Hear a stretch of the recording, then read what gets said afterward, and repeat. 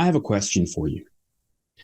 Is a buyer going to want to buy and want to pay more for a business which has automation and outsourcing dialed in so that the business is highly efficient?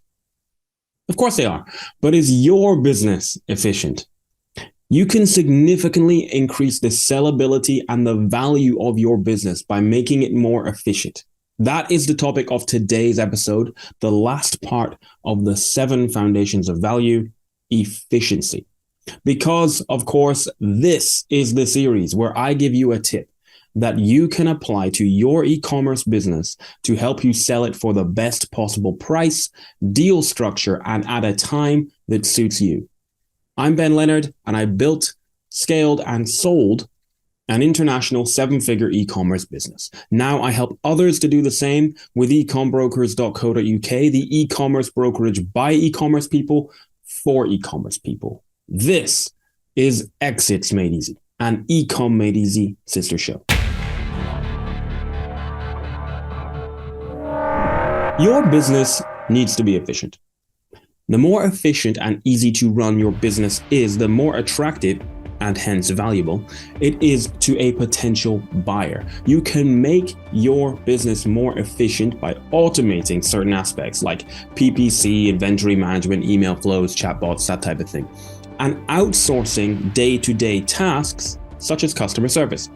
Let's talk through a few examples and think about how these apply to your business. And hopefully this will spark ideas of other aspects you can also make more efficient. So let's start with automation. You can automate so many parts of your business. There are general tools like Make, which used to be called Integromat, which if you don't know of Make, it's like a more powerful version of Zapier. And there are specific tools like PrestoZone, which automates Amazon PPC, for instance. I get paid nothing for mentioning those tools, by the way. Now, here are some examples of automations I like to implement. I use Make to file invoices in correct folders for my accountant to deal with. So that's a double whammy, right? That's pairing automation with outsourcing.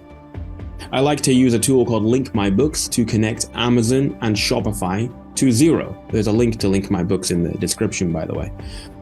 I use Make to distribute pre-written posts across social media channels. I use tools like PrestoZone to automate PPC, but I also like to outsource PPC to certain agencies. I use chatbots to deliver useful assets to customers, for example, user guides. I use Klaviyo to automate email flows. I use inventory management software to help me plan my stock orders. Those are just some examples. I literally have dozens and dozens of automations to make my life easier and my business more efficient and therefore more attractive to a buyer.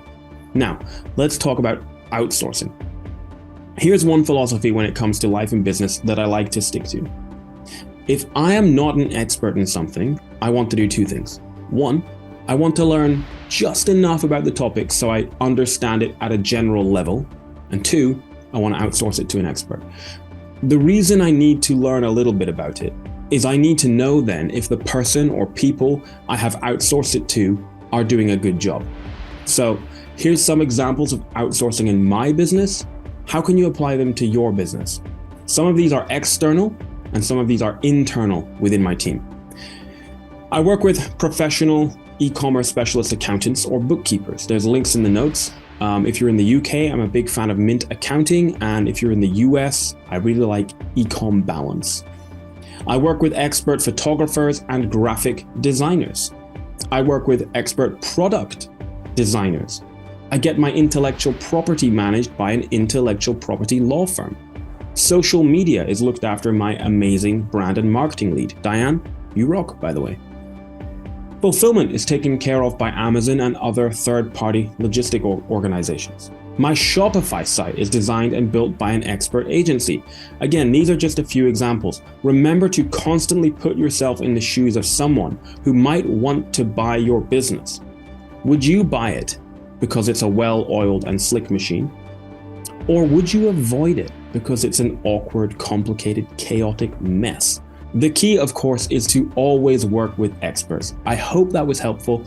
Please subscribe, and you can get more at ecombrokers.co.uk, where we plan and execute the best possible exit for your e-commerce business.